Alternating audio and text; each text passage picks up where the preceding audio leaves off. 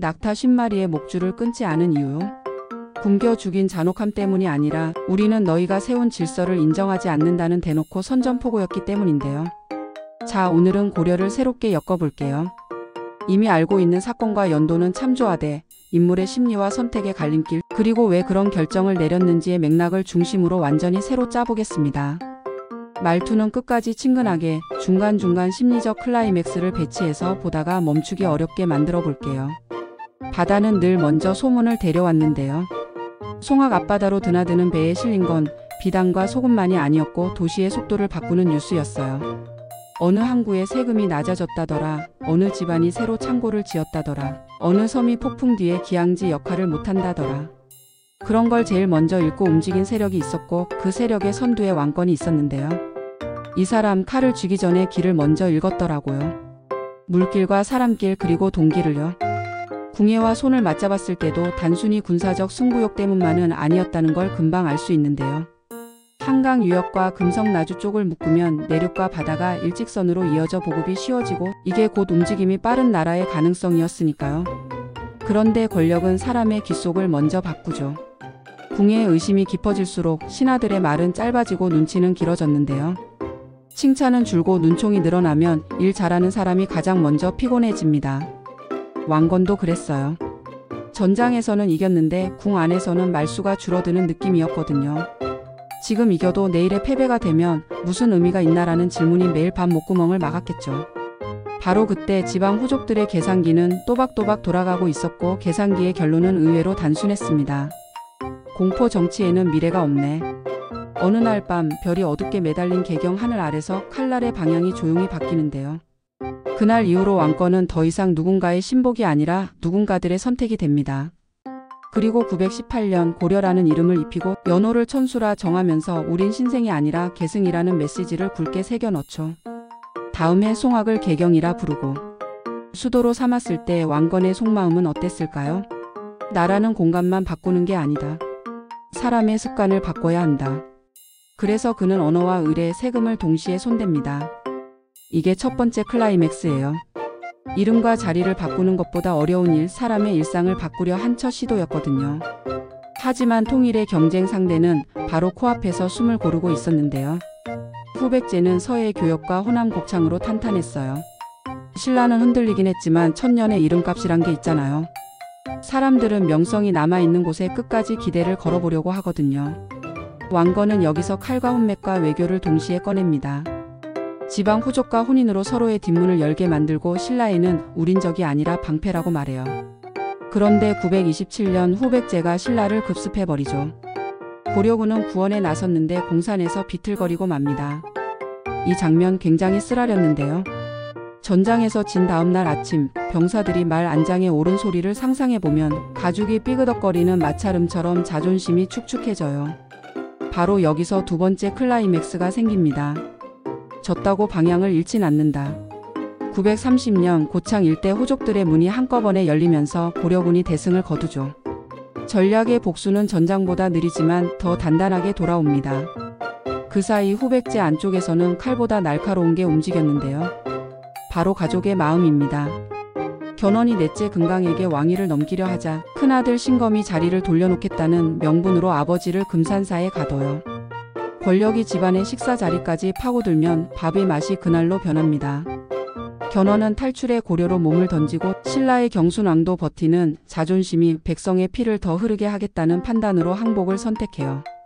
결국 936년 황산에서 두 나라의 마지막 숨이 부딪히는 결전이 벌어지는데요. 신검의 후백제군이 무너지면서 판은 뒤집힙니다.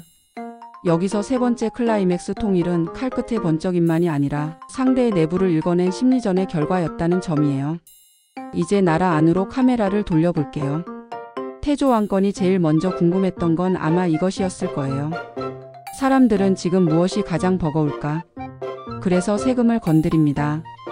호족들이 마음대로 걷지 못하도록 상한을 10분의 1로 걸고 기근 때 숨통이 트일 흑창을 설치해요. 노비가 된 양민의 사연을 값으로 되돌려주고 공이 있는 이들에게 역분전으로 땅을 나눠 헌신은 보상받는다를 제도로 확인시킵니다. 동시에 지방 후족을 달래고 묶고 견제할 장치를 병행하죠. 혼인으로 혈맥을 섞어 안심시키고 왕씨 성을 내려 너는 국가에 소속된 사람이라는 상징을 만들어주고 사심관계인 제도로 중앙의 눈이 항상 보고 있다는 신호를 보냅니다. 이게 네 번째 클라이맥스예요. 회유와 통제의 균형 어느 하나로는 유지되지 않는 현실을 정확히 읽은 거죠. 바깥으로 한 걸음만 나가면 거대한 그림자가 드리워져 있었는데요. 거란입니다. 발해를 쓰러뜨리고 북방을 움켜쥔 힘이었어요. 이들과의 첫 교차점이 바로 낙타 10마리 사건인데요. 외교 선물의 겉포장을 뜯지 않고 다리 밑에 묶어 굶겨 죽인 선택 잔혹담으로만 듣기에는 아까운 메시지가 있었죠. 우린 발해의 빈자리를 너희 덕으로 채운 나라가 아니다. 한편 발해 유민에게는 문을 활짝 열어 대광형 같은 왕족을 예우하고 관리 장군 학자들을 음지에서 양지로 끌어올립니다. 북방 국경선은 서서히 위로 올라가고 서경평양을 중시해 고구려 계승의 실체를 땅에 표시해요. 우리가 누구인지를 국경선으로 설명한 거죠. 시간이 흐르면 나라의 문제는 다시 안에서 자랍니다. 왕권이 흔들리고 공신과 호족이 나라의 부를 사적으로 끌어당기기 시작하면 제일 먼저 부서지는 건 허리예요. 세금, 군력, 학습의 기회 이 세 가지가 동시에 불공평해지거든요. 그러던 때에 광종이 등장합니다. 이 사람은 칼 대신 제도를 택했는데요. 노비안 건법으로 불법적으로 굴러간 신분을 되돌려놓고 과거제를 본격 가동해 시험으로 줄을 끊자고 선언합니다. 관등별 공복을 정해 보이는 위계를 만들고 독자 연호와 황제 칭호로 상징 자본을 끌어올리죠. 여기서 다섯 번째 클라이맥스가 생겨요. 질서를 바꿀 땐 사람의 눈에 먼저 보이게 하라. 옷의 색과 호칭의 단어는 단순해 보이지만 매일매일 누군가의 마음가짐을 바꾸는 무언가였으니까요. 성종은 이 판을 더 촘촘하게 엮습니다. 중앙의 틀은 삼성과 육부로 지방엔 목과 절도사를 두고 향리 제도로 말단까지 법의 그림자를 드리워요. 교육에 공을 들여 개경의 국자감, 지방의 향교를 세우고 유교적 행정 문화를 일상에 스며들게 하죠. 불교 행사를 줄였다고 해서 신앙을 탄압하려는 의도만은 아니었어요. 나라가 운영되려면 우선순위를 정해야 한다. 이 차분한 판단이 보입니다. 여섯 번째 클라이맥스 국가가 작동하기 시작하는 순간이에요. 인재가 제도를 타고 올라갈 수 있고 지방의 일이 중앙의 언어로 번역되는 구조가 생긴 거니까요. 하지만 국경의 바람은 늘 변덕이 있죠. 거란은 쉬지 않았고 고려는 외교와 전쟁을 번갈아 꺼내요. 서희가 말로 강동 6주를 받아낸 장면은 아직도 교과서마다 진하게 밑줄이 그어져 있는데요. 우리는 고구려의 후예다라는 정체성을 국제 무대에서 논리로 꺼낸 건 칼보다 오래가는 승리였거든요. 그런데 칼을 아예 안 든 건 아니었어요. 강감찬이 귀주에서 보여준 전장은 숫자로 기억되는 전투가 아니라 돌아갈 길의 안전을 되찾는 과정이었습니다. 승리 후에는 천리장성을 쌓아 다음을 준비하고 전쟁 중에는 초조대장경을 새겨 마음의 버팀목도 세워요. 칼과 벽, 경전 세 가지 버팀이 같이 굴러가야 나라가 오래 버틴다는 걸 몸으로 배운 셈이죠. 이번에는 여진입니다. 윤관이 별무반을 편성해 기병보 병승병을 입체적으로 묶어 세력을 밀어붙이고 동북의 성들을 확보해 보는데요.